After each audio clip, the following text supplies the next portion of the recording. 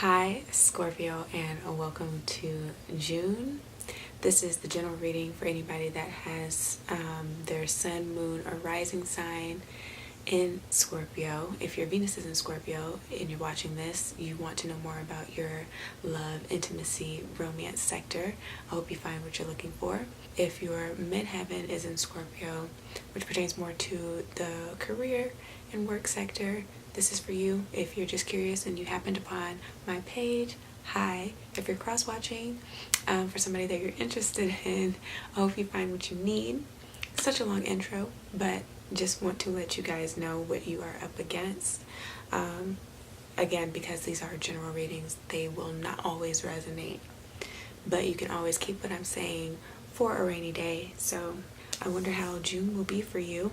What I did, I already shuffled and pulled the cards because I'm under a time constraint right now, and so I'm trying to make sure that I'm making the most out of the time that I have. I feel like I've already rambled on long enough, but I want to see if this type of setup works better.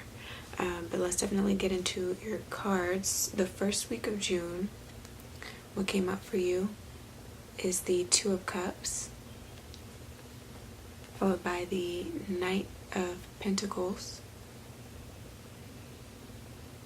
I'm going to try to get it up as close as I can without it going out of focus. That's the problem I've been having. But you also have the Empress and the Four of Pentacles that came out. Second week, going into the mid-month, you have the Chariot, followed by the Queen of Wands, and the Death card, which came out horizontally laid. And then in the last week of June, we have Four of Cups, Two of Pentacles, and the Five of Swords. Okay, what's been going on? What has been going on? I feel like you guys are holding on to some resentment, some jealousy. Somebody is doing that with you.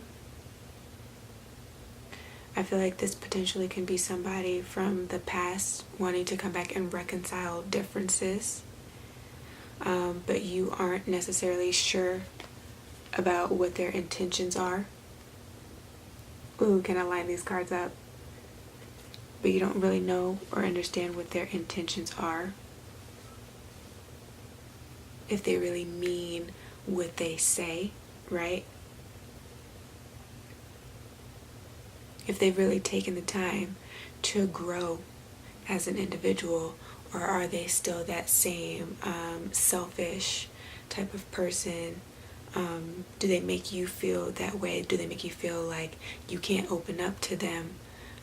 Do they make you feel insecure or jealous about anything, about the way that you look as a person, about the way that you attract things into your life, or vice versa? I definitely feel like something like that is going on. You need to take a look at that.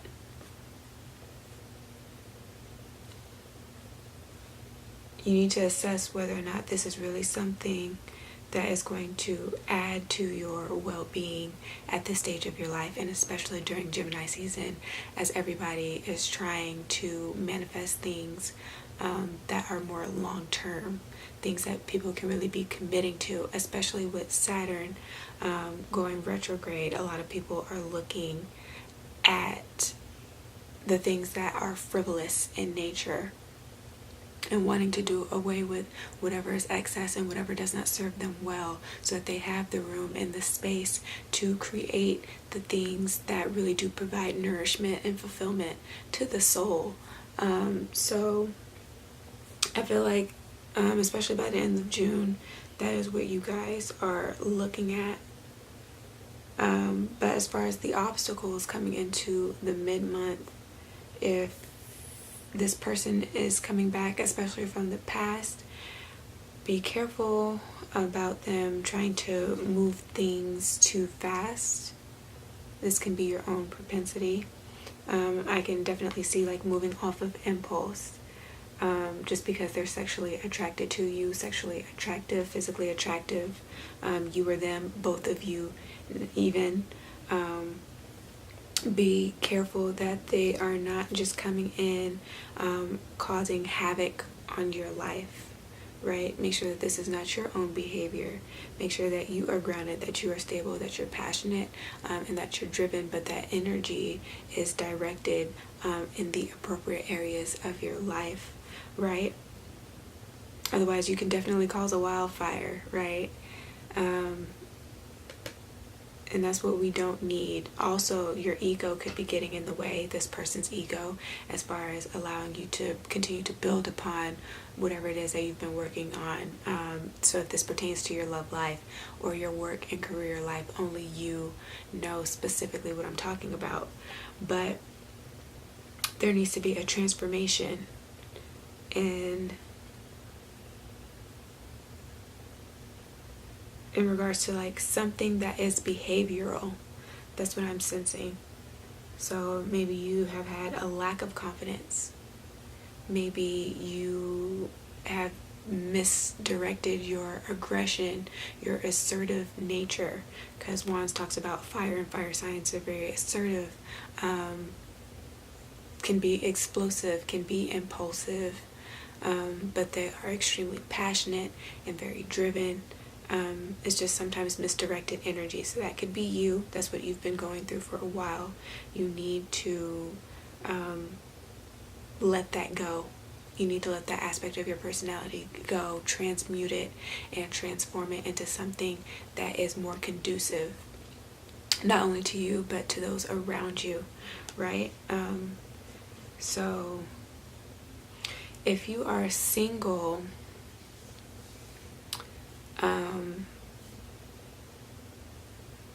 you need to put yourself out there.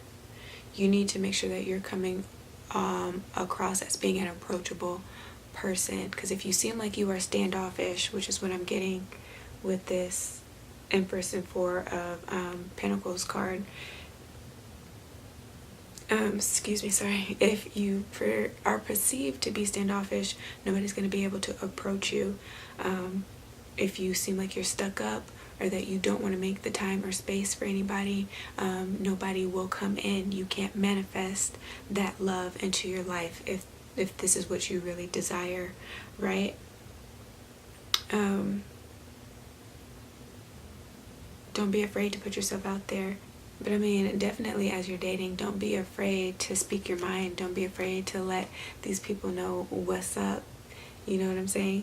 Don't let them run all over you, right? Definitely let people know where it is that you're trying to go, what you see for yourself, the visions that you have, how that fits as far as incorporating a romantic partner into your life, what you will and or won't tolerate, what you're expecting from that person, as far as also being passionate, as far as being loyal, as far as being charming, having a wit about them, whatever it is that you need to feel compatible with your person. Definitely speak about those things so that you don't keep coming to like dead ends in relationships, the ones that haven't worked out, because you potentially weren't honest enough, you weren't expressive enough as far as what you desired. That's definitely something to consider. But coming into the end of June, just be careful not to be boastful. Be careful with the people that you are allowing into your personal space, because misery does love company.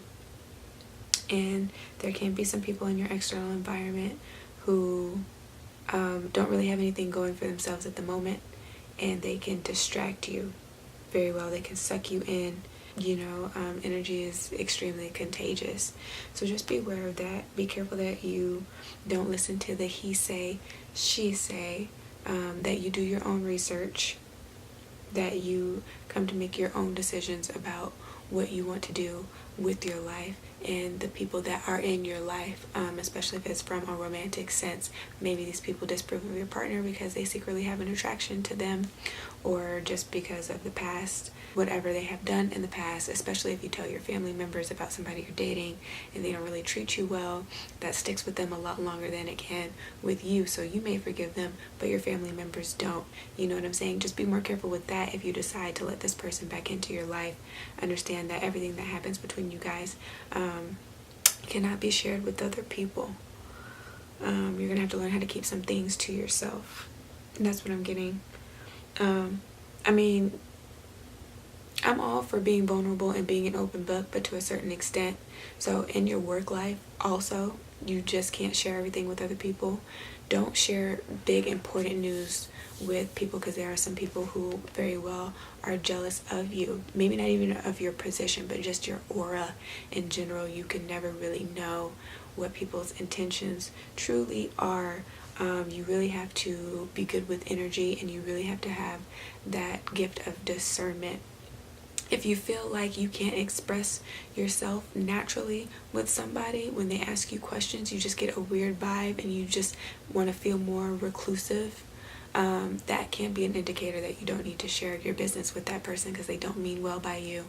If you find yourself at ease, you feel like you can just relate and relax around that person, then of course you can trust them. So that's one way to watch it. But definitely know going forward what to share with people and what to keep for yourself. Watch out for anybody that's trying to deter you from using some resources that you have to put yourself in a better position.